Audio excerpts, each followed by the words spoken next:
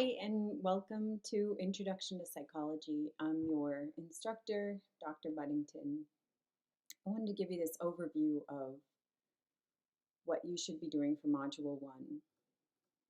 So, every week I would get started by going into the learning modules and into Module 1. And in Module 1, you can see there's an introduction to what's happening. This is where you will find your book. Here's some resources for you. Here's our discussion that's due this week. Here's our activity.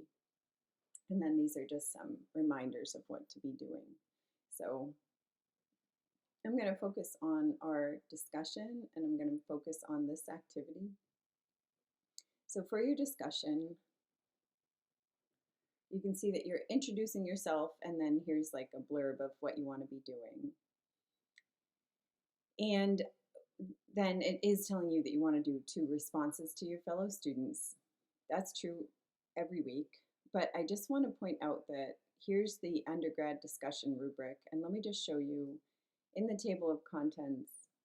Another way to get there is to go to assignment information, and here's the rubric. And I want to point out a couple of things because some of your fellow students in past semesters have missed some of these things. So one thing that comes up is just note that like this table part, these are the things that you're getting graded on. So this, and timeliness. And this is saying that you need to have your point of view supported by credible resources. Now, for our purposes, that is just the textbook. And if you go into the textbook, well, I'll show you in a second. You just, in order to show that you are supporting what you're saying with credible resources, you put in concepts, theories, research, information from the reading that you did that week. And then at the end, you cite your source by putting Myers and DeWall, 2020 at the end of every sentence that contains information from the book. It doesn't have to be indirect quotes, just any concepts, theories, research that you use from the text. That's what you are citing. And then let me just show you that here for relevance to the programmatic themes, these are the themes 1, 2, 3, 4, 5, 6, self-care, social justice, emotional intelligence, career connections, and ethics. And this week we're talking about emotional intelligence, so it's crystal clear that that's one of the themes that relates to the discussion this week. But just note that this says that the initial post elaborates on how one or more themes relate, and this elaborates on how each theme relates to the discussion topic. Oh, sorry. I suppose I should say that it integrates multiple applicable programmatic themes. So by multiple, I would say at least 2. So you need to have at least 2 of them. And then just note that for advancement of discussion, you still need to be integrating views from other learners or sources. You can, again, just use the book if you would like to. Like that is a fine source. But regardless, like if you don't use the book, then you can use another source. But just make sure that you're doing that. Otherwise, you're only going to hit this needs improvement column. And then for professional communication, just make sure that you're spell checking, and I'll show you in a second how to find that proper APA citation. And then for timeliness, this is just posting by Thursday, 1 day late, and then 2 or more days late. And if we go back into, I just want to show you where to find this citation. If you go into your book,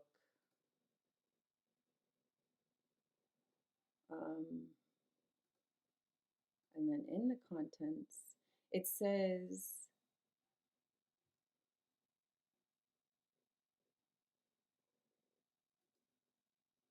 yeah, here we go. APA citations, see that? The basics, using the citation tool. So that's how you figure out how to cite. And it's telling you how to cite. And see, like, here's our Myers and DeWall 2020, so you can grab that. So it's just telling you how to cite. So that's pretty helpful. And then if we go back in, all right, the other thing that's going on this week is going back into the learning modules, module 1, and then just note that for this activity, the discussion self-assessment, you are, I just clicked on the guidelines. So for this, you are saying, what did you do in the discussion this week? So you are grading yourself on your own discussion. So you are looking at that rubric that we were just looking at. It's here too. But we're looking at that rubric, and you are saying, based on what you posted this week. So remember, first you have to post your 3 posts, like your first post and then your follow-up post to your fellow students. And you are saying, how did I do for contributions to the learning community? In other words, did I include information from the text? If not, it would be needs improvement.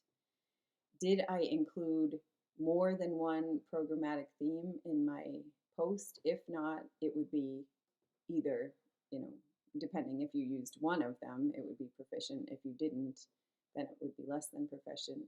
And then for your response post, you are grading yourself, saying, did I integrate views from other learners and sources? If you didn't include other sources or references to the book in your responses to your fellow students, then it is going to be either needs improvement, or hopefully you did respond to your fellow students, otherwise it would not even be needs improvement. And then did you spell check? Did you use that APA citation method? And then did you post on time or not? So you are grading yourself on how did you do in the discussion. That's what you're doing for this assignment. Does that make sense to you guys? I mean, I suppose you can't answer me, but hopefully that does make sense. And that's what you're doing for this week. And if you do have any questions, then you can go into the discussions and you can ask them in the general questions discussion board, or you can always email me, l.buddington@snhu.edu. So let me know if you have any questions, and hopefully that's helpful.